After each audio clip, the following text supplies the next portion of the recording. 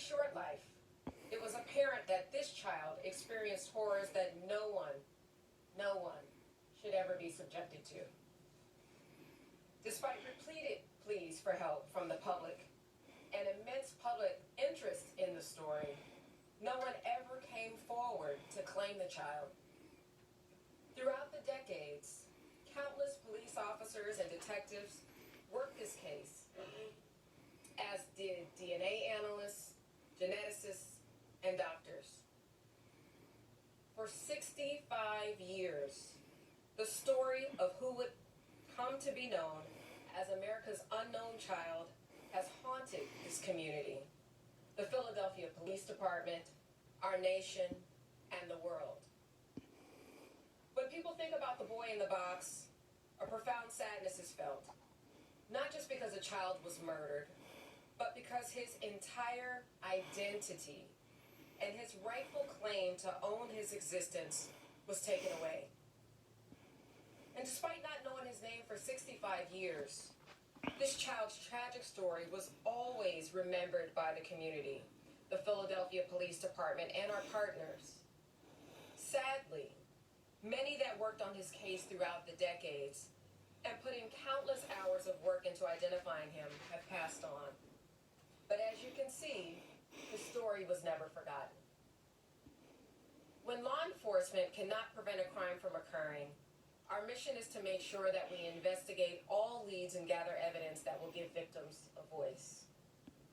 The science and technology that was instrumental in the identification of this child, one of our oldest unsolved homicides, gives me hope that we can continue to identify unknown victims of crime and that no one will ever again have to wait this long for their name and the story of their life to be told. There are so many that I wish to thank, and it would be impossible to name them all. However, I'd like to personally recognize some of our partners that are here speaking today. From the Medical Examiner's Office, Chief Medical Examiner Dr. Constance D'Angelo, thank you. From Identifinders International, genealogist Dr. Colleen Fitzpatrick, thank you. And representing the VDOC Society, Mr. William Fleischer, thank you. You'll hear more from these individuals shortly, but suffice it to say, without their tireless work on this case, today's announcement would not have been possible. Next from PPD, I'd like to thank Director Michael Garvey, the head of our Forensic Sciences Bureau, as well as Mr. Ryan Gallagher, our Forensic Laboratory Manager, who will also be speaking today. And of course, our tireless homicide detectives, who always put everything that they had into seeking justice for victims. To our current lead detective on this case, Detective Bob Hesser, and his partner, recently retired Detective Gregory Santamala, who several years ago became the stewards of this investigation. Thank you. And lastly, I want to acknowledge, I'm skipping one, I'm sorry. I'd like to also recognize the most recent prior lead on this case, retired Sergeant Bob Kallmeyer, who in his retirement now shares his talents as a member of the VDOC Society. So thank you. And now lastly, I want to acknowledge and thank PPD Detectives Tom Augustine and Greg Rodden. Throughout the 1990s, both of these detectives worked extensively on this case and were well known for their unending dedication in seeking justice for the victim.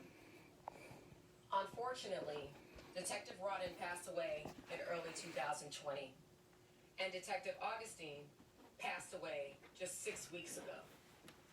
While we wish they were still here with us today, we know that their passion and dedication lives on with their colleagues. While I'm thankful for the relentless work of everyone involved in this case, this announcement only closes one chapter in this little boy's story while opening up a new one. This is still an active homicide investigation, and we still need the public's help in filling in this child's life story. I will now turn this over to Captain Jason Smith, our commanding officer of our homicide unit, who will provide details into the investigation. Without the hard work, dedication, and passion and the doggedness of the many, we would not be here today to give America's formerly unknown child, Joseph Augustus Zarelli, a voice. Oh my God, that's his name.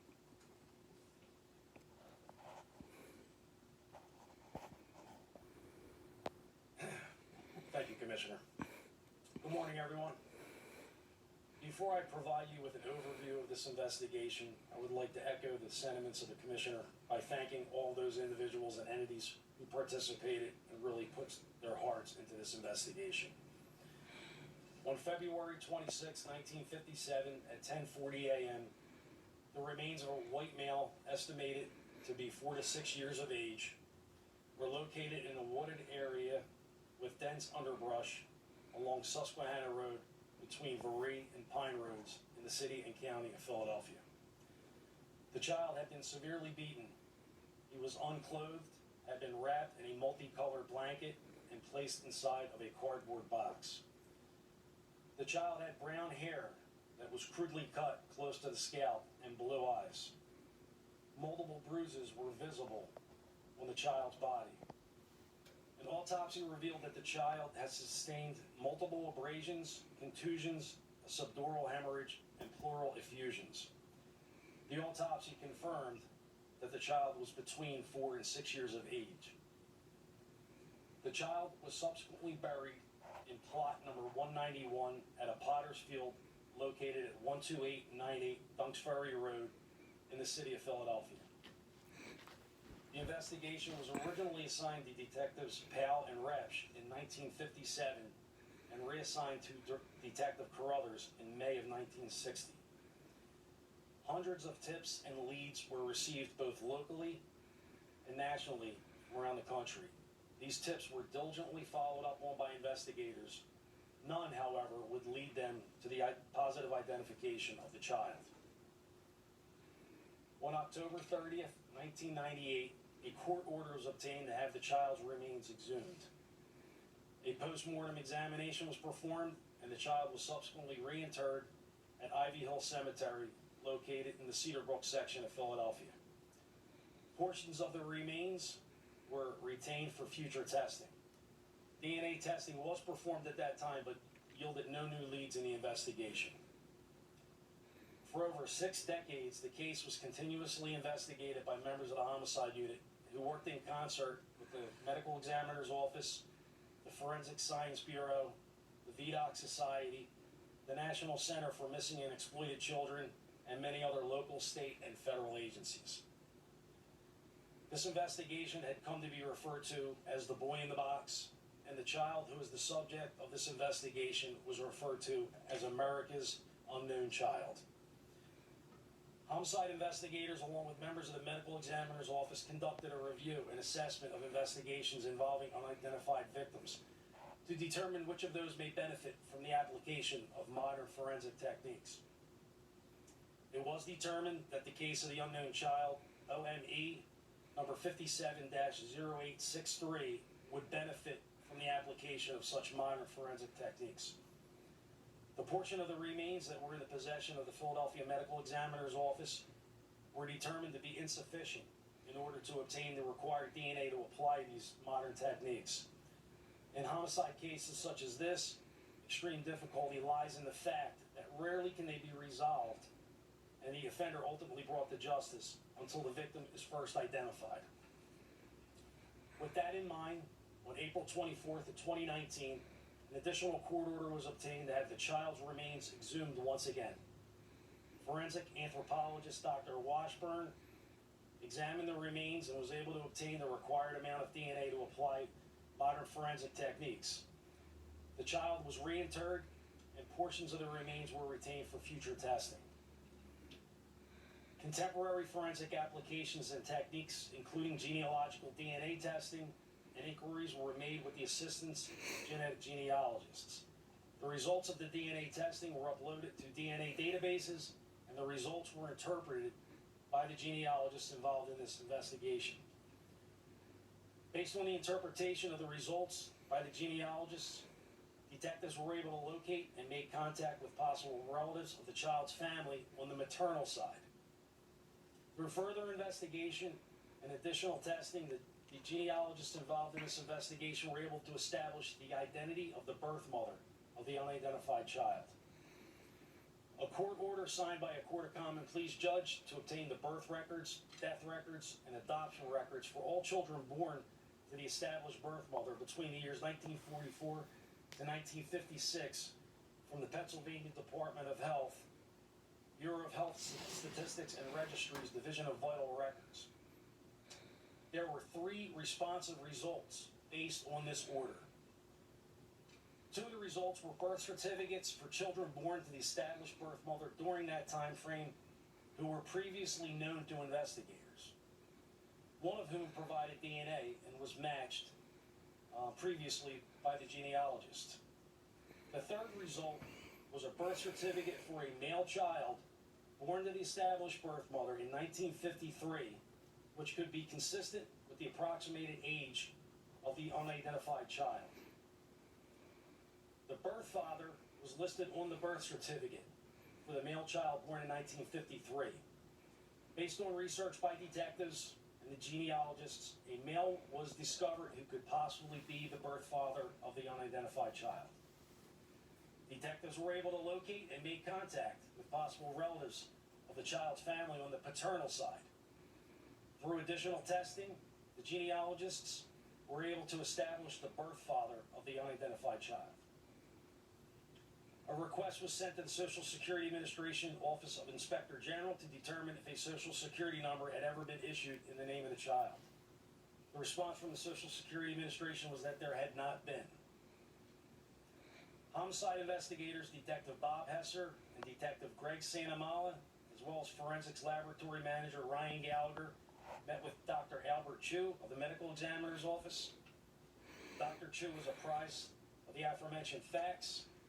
Dr. Chu also consulted with the genetic genealogists involved in this investigation. Dr. Chu indicated that based on the facts presented and the conclusions of the genetic genealogists, the death certificate for the unknown child, OME number 57-0863, would be amended to reflect the child's birth name, Joseph Augustus Zorelli. Joseph's date of birth is January 13th, 1953. Before I turn things over to our Chief Medical Examiner for the City of Philadelphia, Dr. Constance D'Angelo, I would like to address 3 questions which I believe most of you would like an answer to. The first is going to be, who are the child's parents and what are their names? At this point in time, we are not going to be releasing that information.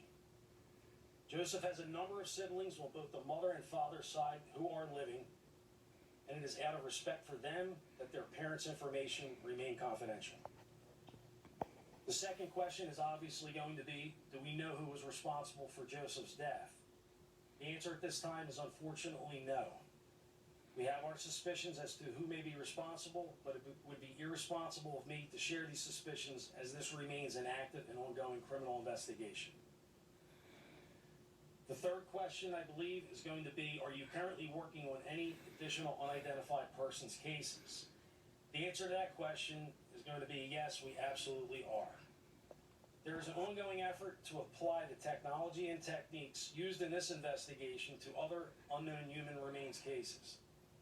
These investigations involve victims of homicide, cases deemed to be suspicious in nature, as well as accidental or from natural causes. A team of investigators from the Homicide Unit's Cold Case Squad, our Special Victims Unit, Long-Term Missing Persons Squad, Forensic Science Bureau, the Office of the Medical Examiner, and the District Attorney's Office meet on a weekly basis to review and identify cases that would benefit from the application of these techniques to further their respective investigations. There are currently more than a dozen cases in progress right now, and as leads are developed, they are pursued by investigators and worked on by other members from the group. I'll now turn things over